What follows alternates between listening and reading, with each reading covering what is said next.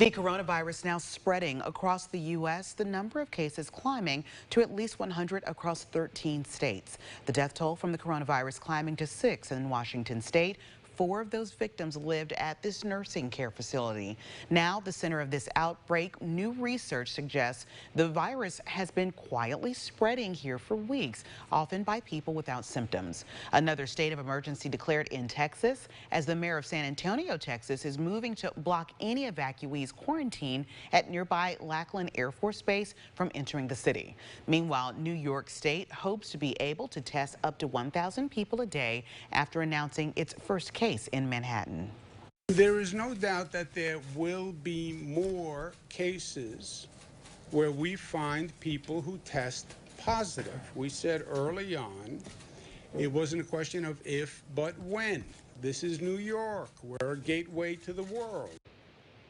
The city now disinfecting more schools and buses as well as subways, while in Rhode Island, a high school is closed with 38 people under quarantine after a student and faculty member tested positive for the virus following a school trip to Italy.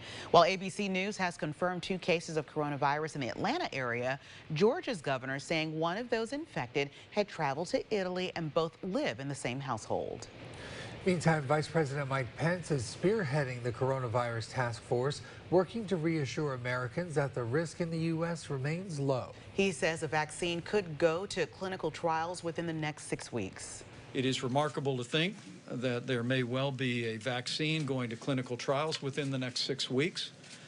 The nature of trials, as the experts have explained to us, is that the vaccine might yet not be available till late this year or early next, but the therapeutics giving relief to people that contract the coronavirus could literally be available by this summer. Surrounded by many of the nation's top health officials, the vice president went on to say that several pharmaceutical companies have formed a consortium to share information about the development of different treatments. And President Trump is set to sit down with pharmaceutical CEOs to discuss efforts to develop a vaccine.